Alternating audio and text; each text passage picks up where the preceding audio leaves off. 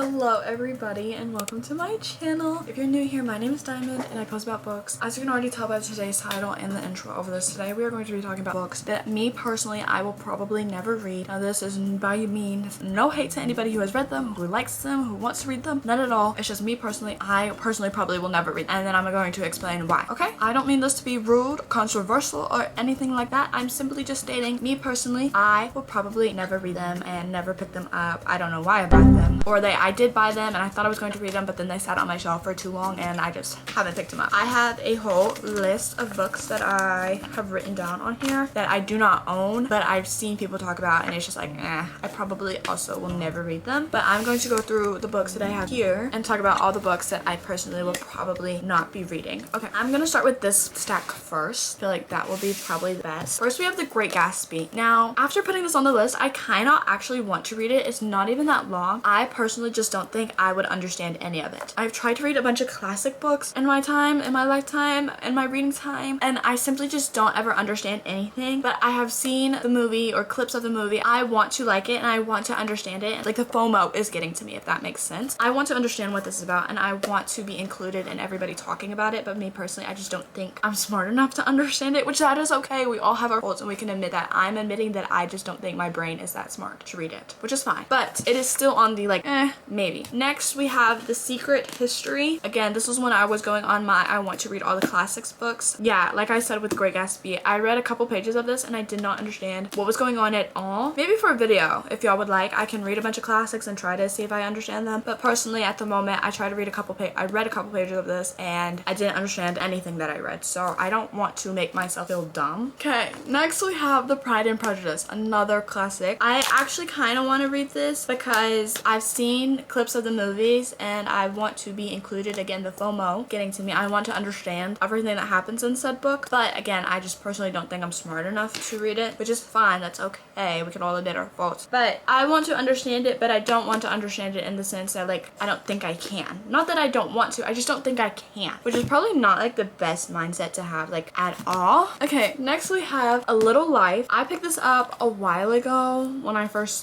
got into reading. I saw everybody reading it and crying that they were reading it. One reason that I don't want to read it is because I personally do not have enough water in my system, in my human body, to physically cry the way I have seen people cry to this book. I just can't do it. I've seen a lot of people say that it puts them in espresso mode. I do not want to go there. I am happy, okay, at the moment. I don't want to go back to the espresso mode, okay? Second being, a woman wrote this about trauma with gay.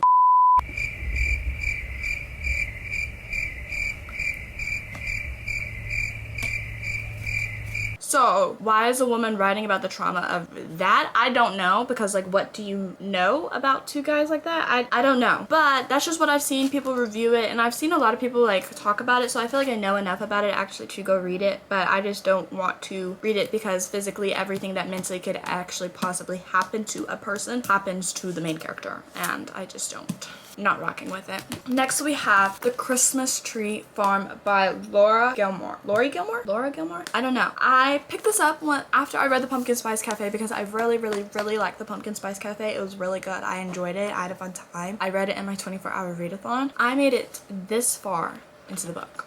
Oh, done messed up my pages. Come out. I made it that far into the book and I did not like the main lead. The FMC made me so mad. She was just so unlikable that I just did not want to continue the book, and I just won't. Next we have Love and Olives. Now this is a YA book, and me personally, I hate when people say this, big YouTubers and everything, but they're like, oh, I don't want to read any YA books anymore because, you know, I'm not a child. And I used to hate when they would say that, but now that I'm getting older, I kind of understand what they're saying. Me personally, I don't want to read it, but I'm not opposed to reading it. It's just so thick. What could you possibly have to say? I bought these on sale. They were $2 each. So I'm not really hating or anything. I probably will read them, but at the moment it's just looking like a no. Then we have Love and Luck. Again, this is the next, or the last one in this series. I don't really know. Again, the YA thing, I just don't don't know if I really want to. I just don't know. I also don't know what any of this is about. I don't know really what compelled me to read it besides the fact that they were like $2. So I love me a good sale. I love one. Okay, next we have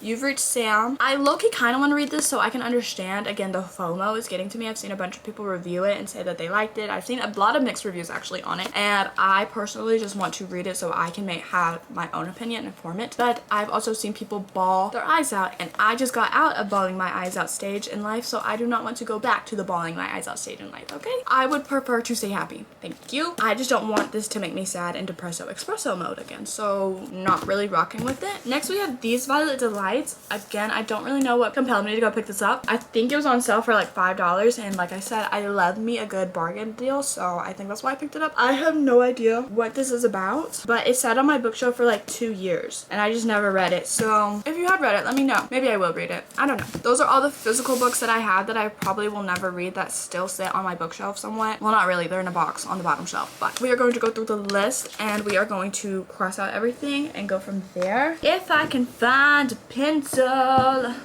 Yeah. The first one that I have on my list is ACOTAR. I have read the first one and the second one. I do not plan on reading the rest of the series. I just can't. I've seen everybody talk about it enough that I know what happens in the end and I understand it, and I just don't really understand the hype. The second one's really good. The first one's boring, and the third one's boring again. So 3 strikes and you're out. You had one good one. It was somewhat of a save for you, but otherwise you're gone. So next we have The Ritual. Now, whenever I was in my dark romance, you know, reading stage in life, which I still am, but at the moment in time I was reading nothing but dark romance, and that's all that I wanted to read because I just like found what dark romance was and I was obsessed with it. I was like really excited to read it, and then I get into it and everything is nothing but smut. And don't get me wrong, I can read smut and I like smut in some books, but there is definitely a point in time where it's too far and you lose the plot and there's no plot. I love when a book has plot. I love when a book has tension between characters and chemistry. I like seeing all of it play out. If I do not have that, I don't see the point in having this smut. And the first book, I literally got all the way to halfway and some. I think I was like 60-70%, and it was nothing but pure smut. And it was like I could skim for paragraphs because like I was just like, I don't want to read all this. Where's the plot? Where's the plot? Where's the plot? And so I would skip pages on pages and pages of nothing but smut, and it's just like ew, I can't do it. Next we have The Zodiac Academy. I have very big commitment issues, and I don't know how many books are in that series, and the books are incredibly thick, like literally thickums, so I just don't really think I'm going to read them. I've also heard a lot of controversy on them, like they're good, they're bad, there's bad writing, bad characters, and I'm pretty sure it's also a bully romance, and I don't like bully romances. I don't see how they're appealing at all, so I probably won't read it. I'm not gonna say I never will because like you never know, you know, but at the moment in time it's just looking like a no. Next we have Harry Potter. Now I wrote this down thinking that I would probably never read it, but recently I've been wanting to like read a bunch of books and then go watch the movies of them, and I was scrolling on, what was I scrolling on? I think Prime Video the other day, and Harry Potter popped up, and I was like, wait, I low-key want to watch this, but my rule is I have to read the book then watch the show. I know, it's weird, I'm a weirdo, but so I guess I kind of will read this, but at the moment in time it's looking like a no, but I do want to. Next is The Hobbit. What is The Hobbit? I've watched the movie I don't know how many times with my dad. My dad likes the movie, and I've watched it I don't know how many times, and I never understand a single thing that happens. Never. And I also picked up the books at the Books A Million. Book was bigger than my head. What do you have to say for that many pages for me to watch the movie? It's like a 4-hour movie, I think, and I didn't understand anything, so no. Next we have One Dark Window. This was a popular book on Book Talk that like everybody and their mama was reading, and I was like, oh, period. And then a bunch of my friends started reading it and they were like, no. So am I letting my friends dictate and make my opinion on said book? Yes. Do I regret it? Probably not. Like when it first came out and everybody was talking about it, I did want to read it, but now it's been like a year or two and it's just like I have no like need or want to go read it, if that makes sense. Okay, next is Where the Crawdads Sing. I tried to read this book like a year ago or so because my grandma bought it because she wanted to watch the movie, and she also has the weird thing where she has to read the book then watch the movie. I think that's where I get it from, but she was like, oh, I need to read the book first before I can go watch the movie. I think it has like one of her favorite actors in it, that's why she wanted to watch it, but she said it was incredibly boring and she couldn't get through it. So I was like, I can get through it, let me read. I made it to 25 pages and I was like, what is happening? So Where the Crawdads Sing is probably never going to happen. I also tried to watch some of the movie and it was incredibly boring. It just seemed boring. boring to me. I don't understand anything that's going on. Again, this is not me hating on books or like anything. This is just my personal opinion, and you know, don't make it a problem unless you like want it to be a problem, okay? So don't make it one, because it's not. Next we have Bibble. I don't really know what it's called, but it's like, I'll put it up here. Now, is this me judging a book by its cover? 100%. Is this also me judging a book by everybody who's like read it? They all look very educated and smart, and like I said with the classics, I can't do it. I don't understand what's going on. I picked it up in Target and I tried to read like a page, because like in school we were taught if you want to like get into a book, you pick up a page, you skim a random page, and if you can read it, you know, then go read it. I did not understand a single word on that page, and I was like, I feel dumb. So no thank you. No thank you. Next we have My Dark Romeo. Now, at the point in time when I wrote this down, I did not want to read it, and now thinking about it, I kind of do want to read it, but it's a bully romance. A bully dark romance is the only thing. Again, I don't like bully romances. Like, I don't find them appealing. I find them like, it's like an ick to me. I don't know. I don't want to be bullied, okay? I don't want to read about someone being bullied. I've been bullied enough in my life. No more. So I don't really want to, but I did see literally yesterday, someone posted like a paragraph on TikTok of like the Dark Romeo and like him talking to her, and he was literally the sweetest. And so maybe I do want to read it. Maybe. But at the moment, it's looking like a no. Next we have The Brutal Prince. I have no idea what this is. All that I know is that the author is incredibly problematic, so that's just a no. If what I've heard is true, no. Sophie Lark, no ma'am. Put the pen and paper down, girl. Put it down. Next we have the rest of the Inheritance Games books. The first 3 were good. I'm so glad that she wrote them. I love the story. I love the build-up. I love the mystery. I love it all. The rest of them, I don't know what's going on. I don't know why I need 7 different books about what. I don't understand, okay? If y'all have read the rest of the Inheritance Games, y'all let me know what y'all think. Was it worth it? Is it worth it, or is she dragging it out? I personally feel like she's dragging it out, and I'm done after the first 3. I read the first 3, it was good. I tried to read the Brothers Hawthorns or like something like that, and could not do it. So it's just a no. I think she's dragging it out too far now. Any Coho book? No. Hold on now. I did read Ugly Love, and I did read the It Ends With Us series, and I think the It Ends With Us series is good. I think that it's okay. I think she does a very good representation of what it's like to be in an abusive relationship with someone that you think you love and stuff like that. So I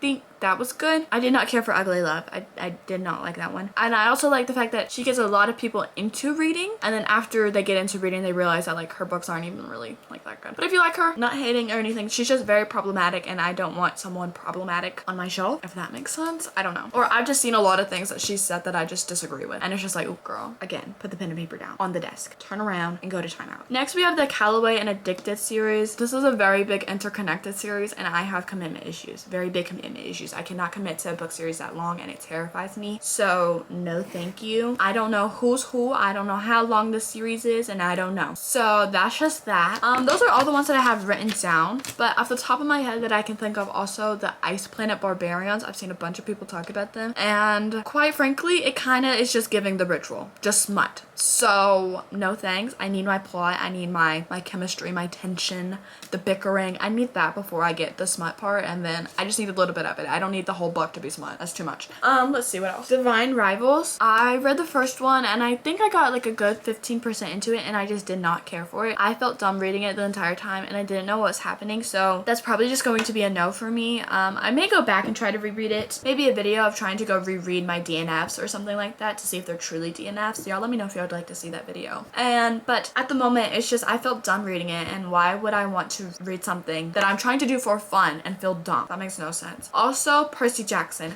Don't come for me. I know it's a very popular book series, but again, it goes with like the YA thing. I just don't know. I think the first one was good. The first one was really good, and I'm excited for season 2 to come out of the Percy Jackson on Disney Plus. I haven't seen the first series though, because again, I had that rule. But now that I'm not really following the rules because I'm DNFing it, I can go watch it. But I personally at the moment just don't want to physically, mentally go read those books. I just don't want to, really, if I'm being totally honest. Again, the whole YA thing. Now, I'm not saying that I don't read YA at all. I literally read better than the movies, okay? Pipe down, pipsqueaks. But there's certain ones where it's just like, wow, this is very kiddish. And I think in my brain at the moment, it's just like I just can't do it. I just can't do it. I don't know. Maybe I will, maybe I won't. We'll pick up some books, and YA books maybe, for video. Y'all let me know if y'all would like to see that too, and we'll see what I think about them. Because I'm not opposed to reading YA, it's just, I just don't want to, if that makes sense. Anyways, thank you for joining in on my video. It's a very quick one. I hope you enjoyed it. Make sure to do all the YouTube stuff, like, comment, subscribe, all that good stuff. I will see you in the next one. Let me know what videos I would like to see, and I love you all.